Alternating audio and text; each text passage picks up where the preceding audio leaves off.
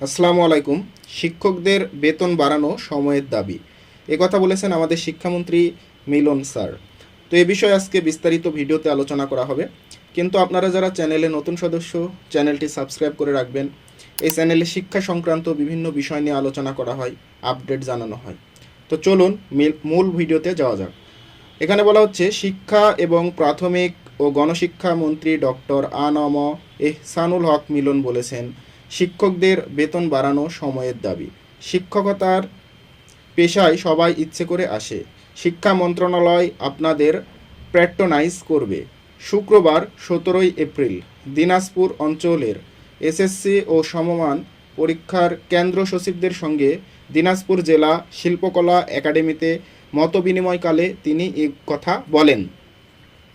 শিক্ষামন্ত্রী আরও বলেন, আমাদের দেশের শিক্ষকদের কোয়ালিটি ইমপ্রুভমেন্ট হোক, এটা সবাই চাই।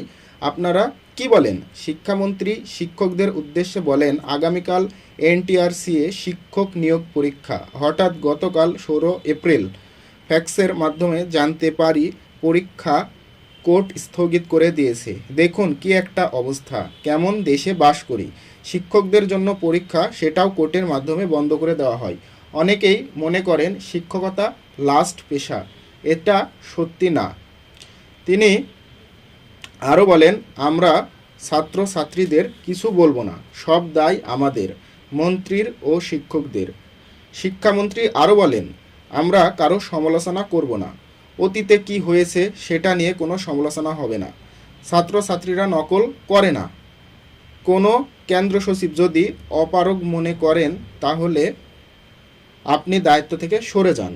সভায় সভাপতিত্ব করেন দিনাজপুর মাধ্যমিক ও উচ্চ মাধ্যমিক শিক্ষা বোর্ডের চেয়ারম্যান প্রফেসর মহা তহিদুল ইসলাম। সভায় আরও উপস্থিত আছেন সংসদ সদস্য মোহাম্মদ আখতারুজ্জামান মিয়া, দিনাজপুর 3 আসনের সংসদ সদস্য সৈয়দ জাহাঙ্গীর আলম, সংসদ সদস্য মোহাম্মদ সাদিক রিয়াজ সহ আরও অনেকে সেখানে উপস্থিত ছিলেন।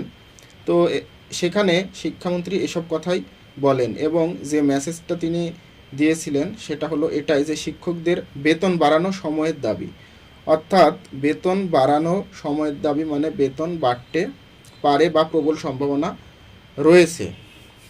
তো এই ছিল আজকের আপডেট। তার কথা অনুযায়ী যারা ভিডিওটি শেষ পর্যন্ত দেখেছেন সকলকে ধন্যবাদ। আসসালামু আলাইকুম।